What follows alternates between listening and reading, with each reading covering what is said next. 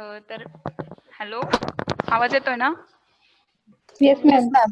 हा, दिसतंय सगळ्यांना? हो दिसते. पपया. तर पपयाचं आपण कल्टिवेशन प्रॅक्टिसेस बघणार आहे. त्याच्यामध्ये मेन इम्पॉर्टंट थिंग आहे की पॅपिन एक्स्ट्रॅक्शन. त्याच्यावरती शॉर्ट नोट येऊ शकते. 20 मार्क्सचे 5 क्रॉप आहेत एकत्रित मिळून, त्याच्यामध्ये पपया येतो. लास्ट टाइम जो आपण ग्रेप पाहिला तो सिट्रस, पपया आणि लिची, आय थिंक हे 3 आणि आणखी 2 क्रॉप आहेत. अशा सगळ्या मिळून 5 क्रॉप्सना 20 मार्कांचं वेटेज आहे. तर त्यापैकी आपण एक पपया घेतोय. त्यातलं पॅपिन एक्स्ट्रॅक्शन इम्पॉर्टंट आहे. बाकी वरती जास्त क्वेश्चन विचारलं नाहीये अजूनपर्यंत, तर तरी पण आपण बघू. तर पपया, त्याचं बोटॅनिकल नेम आहे carica papaya. It belongs to family caricaceae and having chromosome number 18. So the papaya is native of tropical America and was introduced to India in the 18th century. So it is now grown in almost all tropical and subtropical countries in the world. In India, it is largely grown in Bihar, Assam, Maharashtra, Madhya Pradesh and Andhra Pradesh with a total area of 34,000 hectares. And that's average yield किती आहे तर 3,50,000 tons. Papaya is a wholesome fruit and is rich in vitamin A. हे पण important आहे की papaya is rich in vitamin A, जसं की mango rich in vitamin A than other fruits. So product such as jam, jelly आपण पाहिलं नाही, 6th सेमिस्टरला तुम्हाला एक कोर्स आहे post harvest technology and value addition. त्याच्यामध्ये तुम्हाला preparation of jam and jelly असेल. So and nectar can B prepared from the fruits. त्याच्यापासून नेक्टर पण प्रिपेअर करतात. सो पपया यील्ड अ व्हॅल्युएबल प्रोटिओलायटिक एन्झाईम पॅपिन, जे मी तुम्हाला सांगितलं की त्याचं एक्स्ट्रॅक्शन कसं करायचं ते इम्पॉर्टंट आहे, which has several and varied use in medicines. So papain म्हणजे काय तर it is use to correct certain digestive element. ते एक केमिकल आहे जे आपण एक्स्ट्रॅक्ट करतोय गम लाईक. तर कशासाठी तर स्टमक ॲके म्हणून एक डिसीज आहे त्याच्यासाठी यूज करतात, कन्झ्युम करतात. So the other uses of papain are in the treatment of ulcer, diphtheria and pre shrinking of wool. तुम्हाला एक पॅपिनवरती 4 मार्क्सची शॉर्ट नोट असेल. Manufacture of chewing gum, degumming natural silk and rayon in cosmetics, dental paste preparation. तर त्याचं soil आणि climate it can be grown in varied type of soil आणि climate, जसं for example in sub tropical areas of India and in Maharashtra, Andhra Pradesh, Bihar. In sub tropical एरियामध्ये it can be grow well. Seed production आपण last time पण पाहिलं, याचं propagation mostly by seeds because it is dioecious plant and also व्हेजिटेटिव्हनी होत नाही त्याचं sexual reproduction is most probable. Change होत नाहीये स्लाइड.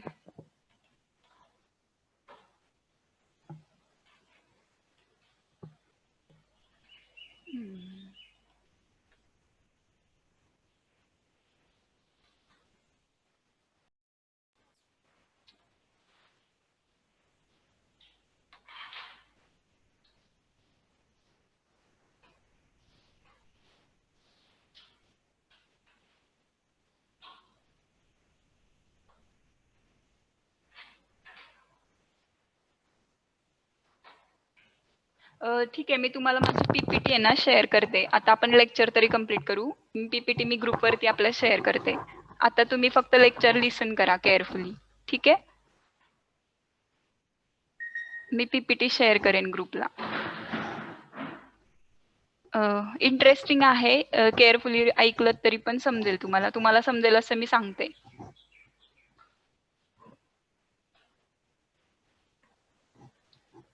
कारण टाइम पण खूप जातो आणि इकडे नाही शेअर होत आहे. मी आता चेक केलं, इकडे चेंज नाही होते स्लाइड. ठीक आहे. So seed production, papaya is highly cross pollinated crop. Seed ज्याच्यामध्ये आपण काय पाहिलं लास्ट टाइम, क्रॉस पॉलिनेशन किंवा हायब्रिडायझेशनसाठी काय मस्ट आहे, पॅरेंट्स. आणि पॅरेंट्स कुठून मिळतात तर सीड्स पासून. 2 वेगवेगळे seeds could be a best parent. Okay, mother plant आपण असं पण म्हणतो जे सीड पासून जर्मिनेट करतो. त्यामुळे सीड प्रोडक्शनसाठी it is a highly cross pollinated crop. ज्याचं propagation most of the time सीडनी होतं ते हायली क्रॉस पॉलिनेटेड क्रॉप्स असतात. So seeds taken from a fruit would be breed true to type. ते ट्रू टू टाईप असतात. त्याचं high trueness असतो. If a variety is to be maintained pure, controlled pollination between selected female and male progenies of the same parent. So that is crossing between two should be done. So this consists of collection of pollen from the male parent and applying it on the previously bagged female flower. का bag का गेलेली आहे ती female flower? कारण to avoid contamination of other pollens. त्यामुळे seeds from such a sibmated fruit should be use for further. इथे एक picture होतं की ज्याच्यामध्ये मेल फ्लॉवर एकीकडे आणि फिमेल फ्लॉवर्स एकीकडे होते.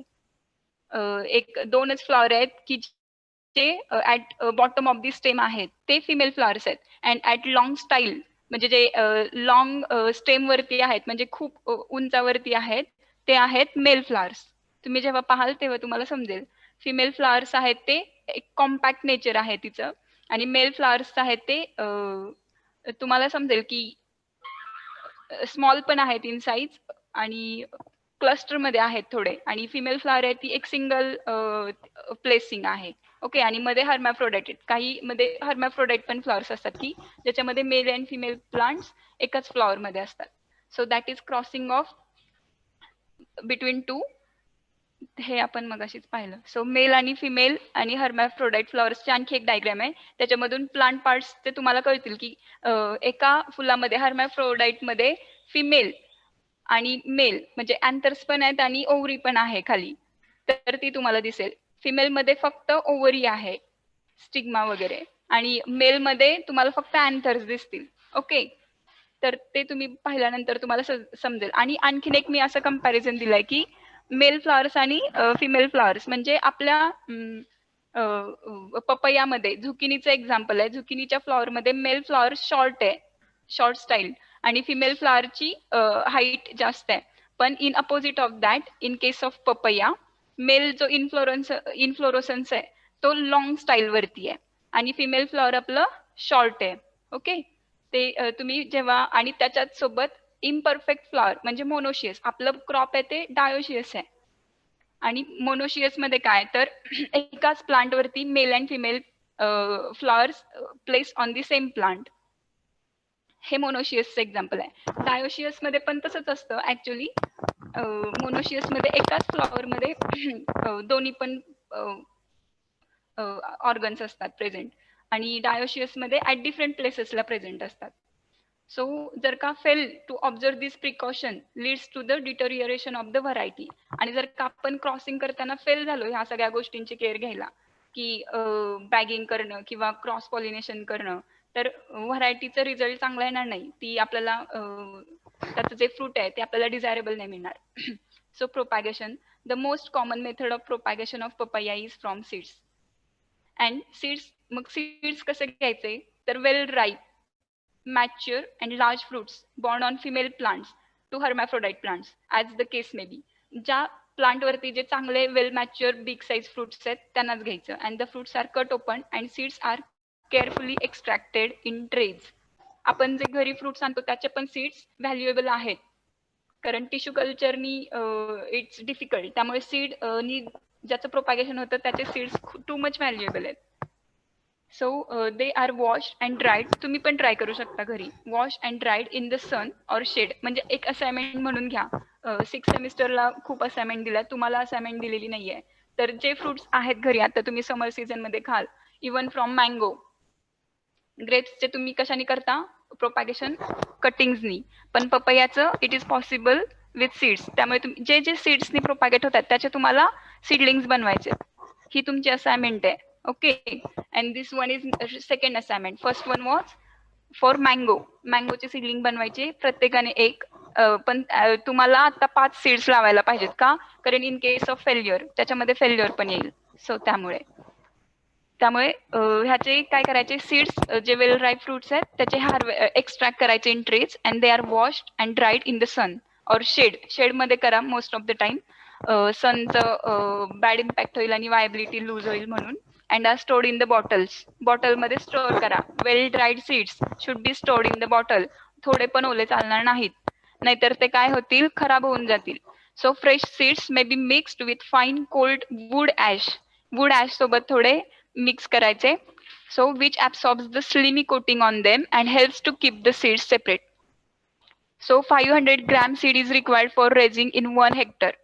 फक्त 500 ग्रॅम सीड लागतात की जे एका फ्रूट पासून तुम्हाला 100 ग्रॅम सीड्स मिळतील वेल ड्राईड. तसे तुम्हाला 5 फूड लागतील फॉर 1 हेक्टर लँड साठी. पण तुम्ही जेव्हा घरी पपई आणाल तेव्हा ती पण carefully well ripe big size and mature fruit आणा की जेणेकरून त्याचे सीड्स तुम्ही ऍज अ सीड म्हणून यूज कराल.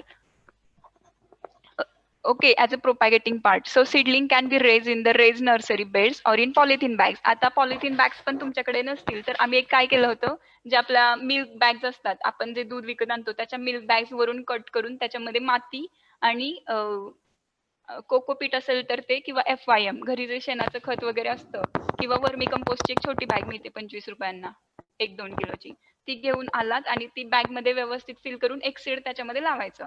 अशा मिल्क बॅग्स असतात त्या 4-5 प्रिपेअर करायच्या तुमच्या सीडलिंग प्रिपेअर करायला. Okay.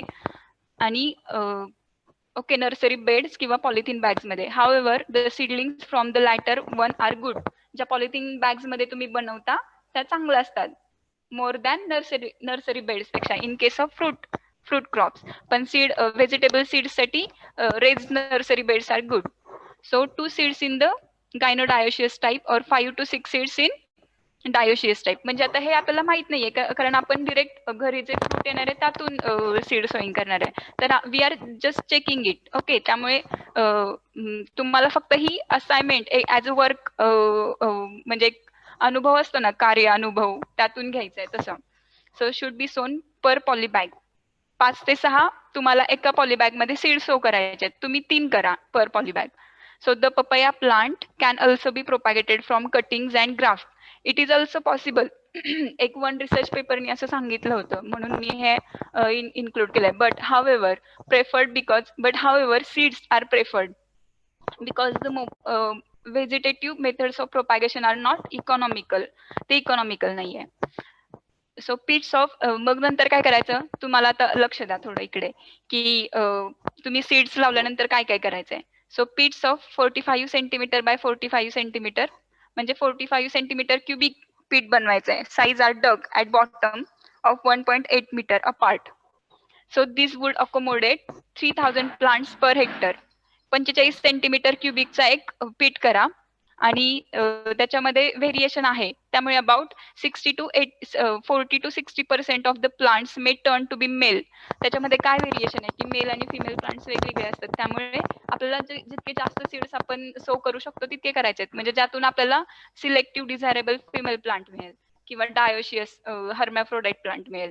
So in case of dioecious varieties therefore in such a case 2 to 3 seedlings per hole, 2 ते 3 seedlings आपल्याला पर होल, तो जो आपण क्यूब केलाय त्याच्यासाठी ही मेथड आहे. पण आपण सीडलिंग प्रिपेअर केल्यात ऑलरेडी. मी तुम्हाला सांगितलेल्या असाइनमेंट प्रमाणे मी असं कन्सिडर करते की तुम्ही सीडलिंग प्रिपेअर करणार आहात आणि मग ते झालं. आणि ही वेगळी प्रोसेस आहे, ही ऑन द फील्ड प्रोसेस आहे. तर आपण त्या पर होल मध्ये 2 ते 3 सीडलिंग घातले at 30 centimetre apart in the पीट, so that when they reach the flowering phase the unproductive male trees can be removed. 2 ते 3 घातले, तुम्हाला फ्लॉवरिंग स्टेजला समजणार. मी तुम्हाला आधी सांगितलं लॉंग स्टाईल फ्लॉवर्स असणार ते मेल फ्लॉवर्स असणार, जे at bottom of the stem असणार ते फिमेल फ्लॉवर्स असणार. त्यावेळी तुम्ही काय करणार, जे अनप्रोडक्टिव्ह मेल ट्रीज आहेत they can be removed to keep the population ratio of one male tree for आता इथं 1 male tree for every 15 ते 20 फिमेल प्लांट साठी इनफ आहे. फक्त एकच मेल ट्री पाहिजे 15 ते 20 फिमेल फ्लॉवर साठी, फिमेल प्लांट साठी. ठीक आहे. मग तुम्ही जे अनप्रोडक्टिव्ह मेल प्लांट आहेत ते जास्त असतील तर ते रिमूव्ह करायचे. सो बायसेक्शुअल व्हरायटीज मध्ये सच अ contingency may not arise.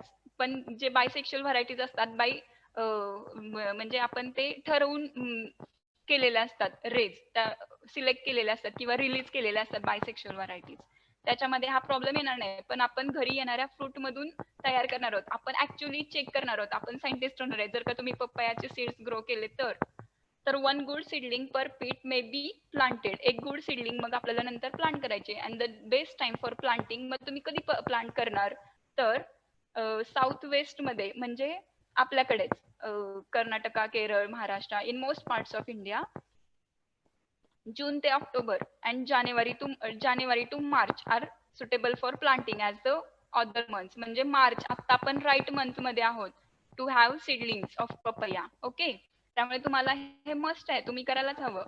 So manures and fertilizers, the nutrition of papaya is different from other crops because of its quick growing, continuous and heavy fruiting nature. त्यामुळे त्याला heavy fruiting nature आहे, continue through out the papaya मिळते ना आपल्याला through out the year, त्यामुळे त्याला मॅन्युअर्स पण heavy लागतात. So nutrient Uptake studies conducted at TNAU, TNAU मध्ये जो रिसर्च केला त्याच्यानुसार NPK is more between flowering, जेव्हा फुलं येतात आणि हार्वेस्टिंग करायचं आहे त्याच्या आधी थोडं NPK चे डोसेस इम्पॉर्टंट आहेत. So it's peak requirement being between fruit development and harvesting. So थोडं थोडं द्यायचं. तुम्ही आता तुमच्या सीड रेज करायला तुम्हाला वर्मी कंपोस्ट इनफ आहे आणि FYM. नंतर जेव्हा तुम्ही तुमचे सीडलिंग्स तयार होतील तेव्हा मला सांगा, तेव्हा आपण त्याचं डिस्कशन करणार आहोत की तुम्हाला आणखीन काय काय यूज करायला हवेत NPK. Okay, so irrigation. Papaya responds well to copious irrigation in well drain soil. Soil कशी हवी? वेल ड्रेन हवी. वॉटर होल्डिंग कपॅसिटी वाली सॉइल नको आपल्याला, वेल ड्रेन होणारी, पाण्याचा चांगला निचरा होणारी. पाणी कमी असेल तरी चालेल याचा अर्थ, सब ट्रॉपिकल मध्ये येतं ते, म्हणजे कमी लेस वॉटर रिक्वायर्ड क्रॉप आहे. सो रेग्युलर इरिगेशन, बट आपल्याला रेग्युलर इरिगेशन पण इम्पॉर्टंट आहे. कशासाठी? तर to bear larger size fruits and water stagnation should be avoided. So after cultivation it is not possible. तर पाण्याची रिक्वायरमेंट कशी आहे? मिनिमम आहे बट रेग्युलर आहे. मग कल्टिवेशन नंतर काय केअर घ्यायला पाहिजे? Sir it is not possible to identify the stakes at the early stage of plant until they put forth flowers which may take 4 to 5 months from planting. तुम्ही seeds लावल्यानंतर तुमचं ऑक्टोबरमध्ये, आता मार्चमध्ये लावलं तर ऑक्टोबरपर्यंत तुमच्या झाडाला फुलं येतील, तेव्हा तुम्हाला समजेल की male trees should be remove. आणि त्यावेळी तुम्हाला मेल ट्रीज रिमूव्ह करायचे by maintaining one male tree for every 20 female trees for proper pollination and fruit set. So in each pit only vigorously growing female hermaphrodite tree should be retained and other plants removed. So during the pre-bearing and short duration vegetables, मग त्याच्यामध्ये आपण short duration त्यांनी इंटरक्रॉपिंगचं सांगितलंय की इंटरक्रॉप्स पण घेता येतील आणि विडिंग करायचंय. सो field काय राहील? weed free and clean राहील. So the young plantation as in the grown up field, the interspace remain well covered with the top growth, आणि ज्याच्यामुळे काय होईल? इन्फेस्टेशन ऑदर्स जे आहे प्लांट वरती ते कमी राहील आणि गुड हेल्थ राहील प्लांटची. तर सेक्स एक्सप्रेशन हा पण इम्पॉर्टंट पॉइंट आहे पपयामधला. So many sex form such as dioecious, hermaphrodite and gynodioecious. Dioecious म्हणजे काय? डायोशियस म्हणजे काय? कोण सांगते डायोशियस? डायोशियस म्हणजे काय ते सांगा, हर्मॅफ्रोडाईट म्हणजे काय ते सांगा, आणि गायनोडायोशियस म्हणजे काय ते पण सांगा. हर्मॅफ्रोडाईट म्हणजे बायसेक्शुअल. ओके, बायसेक्शुअल म्हणजे फिमेल आणि मेल एकाच प्लांटवर. एकाच प्लांटवर की फ्लॉवर मध्ये? फ्लॉवर मध्ये. आणि डायोशियस म्हणजे काय? सिंगल सेक्स एकाच फ्लॉवरवर, म्हणजे अँथर किंवा स्टिग्मा ते हे एकाच फ्लॉवर मध्ये, राईट. आणि गायनोडायोशियस म्हणजे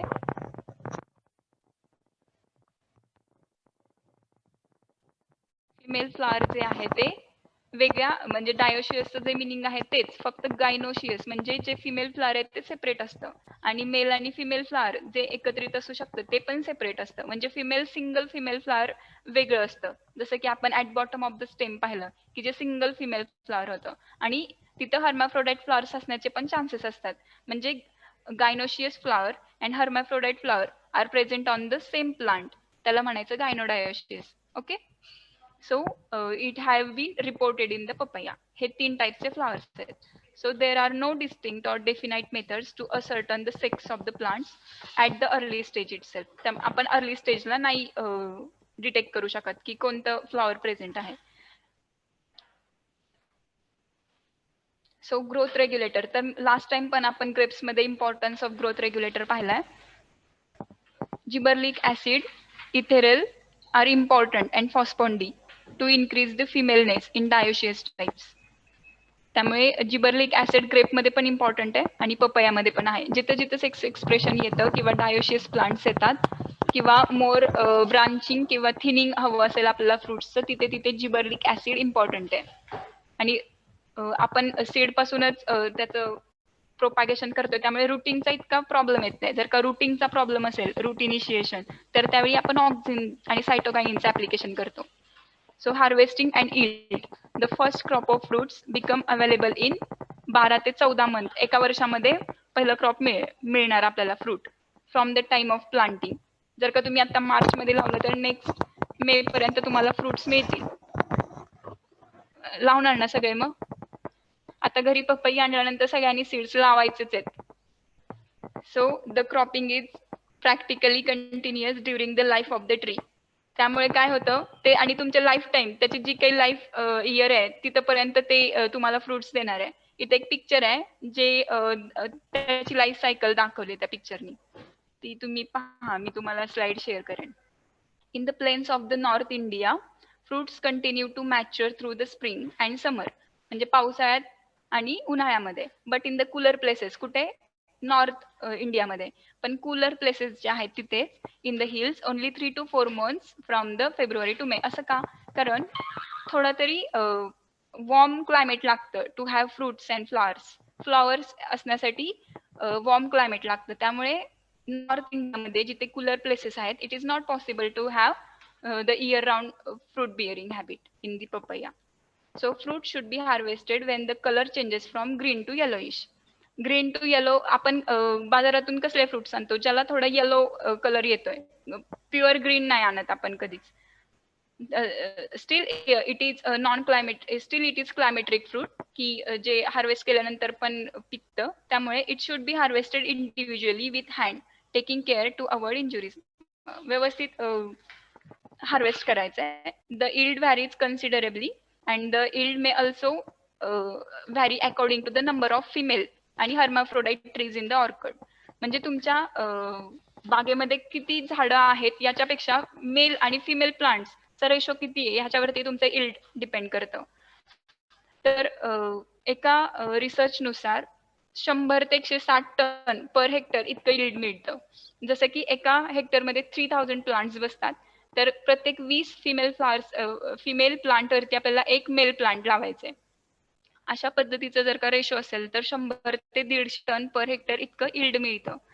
and papaya gives economic crop up to 2 years and thereafter it declines drastically. म्हणजे त्याची लाईफ इफिशियन्सी 2 years आहे. तुम्ही आता सेकंड इयरला आहात तर तुमची लाईफ इफिशियन्सी त्या प्लांटची तुमची डिग्री कंप्लीट होईपर्यंत तुम्हाला भरपूर फ्रुट्स मिळतील. So fruits to be consumed locally should be stored in a single layer of straw until they become yellow. For distant market, it should be packed in bamboo basket. त्याचं packaging difficult नाही आहे, म्हणजे easy packaging material आहे की single layer straw are suitable for packaging and distant market साठी bamboo basket. So extraction of papin, which is most important point here. So पॅपिन म्हणजे काय? तर एक लॅटेक्स किंवा मिल्की ज्यूस असतो ऑफ द अनराईप, म्हणजे जे एकदम अनराईप ग्रीन पपया असते त्याच्यापासून. वेल राईप नाही, अनराईप जी पपया असते तिला सकाळी सकाळी पहाटे 6 वाजता वगैरे जाऊन हार्वेस्ट करतात. आणि ग्रीन पपया फ्रूट, आणि त्याच्यामध्ये काय असतं तर ते डायजेस्टिव्ह एन्झाईम मी तुम्हाला सांगितलं ज्याला पॅपेन म्हणतात, जे स्टमक ॲके या डिसीजवरती काम करतं. तर LaTeX is obtain bye making scratches. मग लॅटेक्स कसा काढायचा, ते मिल्की जे कंटेंट आहे ते कसं काढायचं, तर बाय मेकिंग स्क्रॅचेस और शॅलो इन्सिजन. एक सीजर घ्यायची किंवा निडल घ्यायची ज्याने स्क्रॅच करायचे फ्रूट वरती on the skin of the fruit. And the incisions are about 0.3 centimetre, जास्त पण डीप नाही, जस्ट नॉर्मल डीप करायचे. And usually not more than 4 incision, आणि फक्त 2 ते 3च इन्सिजन करायचे, नॉट मोर दॅन 4. त्याला 3-4 वेळाच फक्त स्क्रॅच करायचं, not more than that. So usually not more than 4 incisions per fruit at equal distance. आणि इक्वल डिस्टन्सला हे करायचे, मेड एव्हरी डे, प्रत्येक दिवशी करायचं. To cover the whole surface around the fruit not more than 5 tappings. आणि असं करून आपण त्यातून त्याचं जे मिल्की गम आहे तो एक्स्ट्रॅक्ट करायचा. At intervals of 4 or 5 days should be necessary. प्रत्येक दिवशी 3 ते 4 इन्सिजन कंटिन्युअस 4 ते 5 दिवसांसाठी. So non metallic instrument should be use in tapping and collecting. Metallic instrument घ्यायचं नाही, नॉन मेटॅलिक इन्स्ट्रुमेंट घ्यायचं.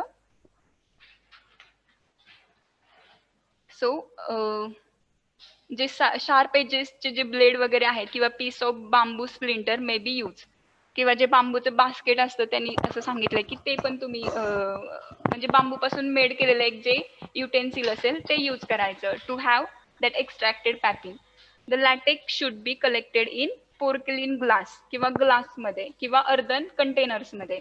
After about 2 to 4 hours the latex is scraped out from the tray.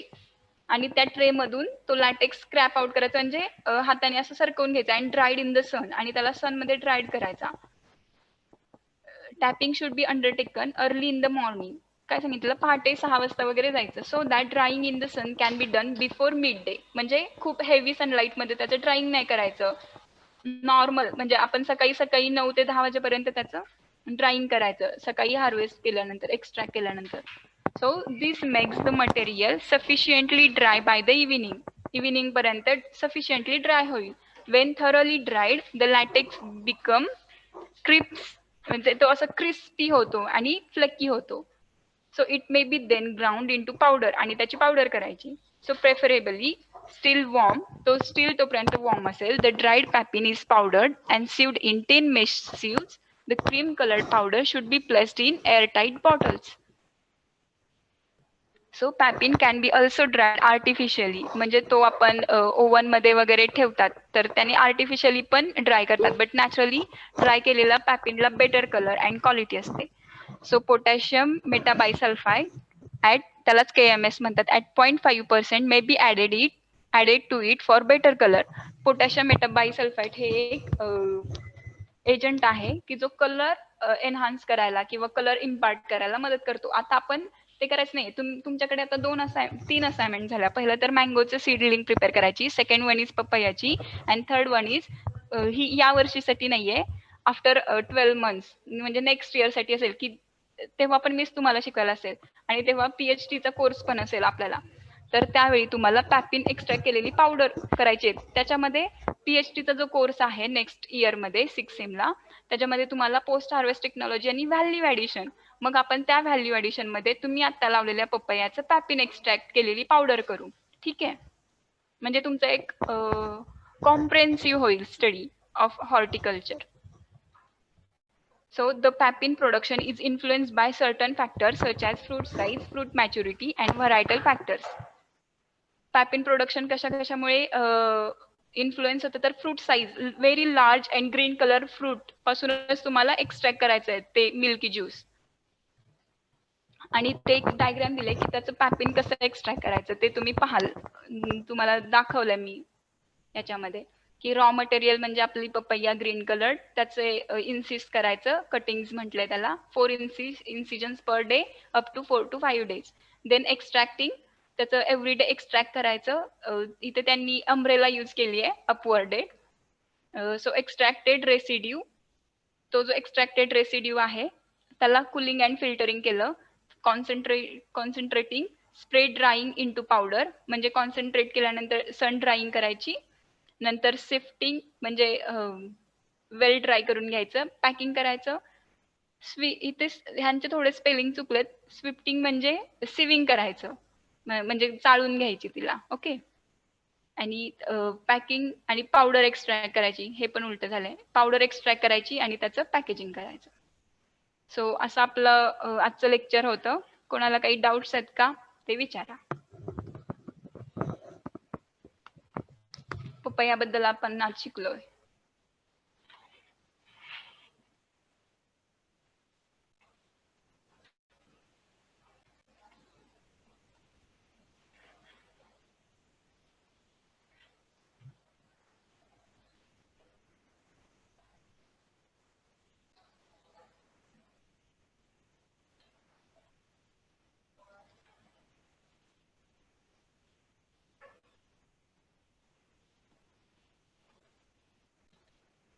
Hello,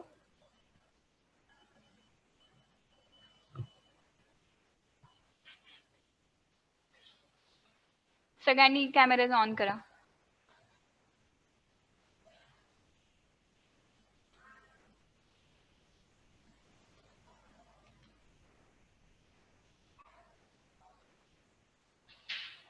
सगळ्यांना समजलं का?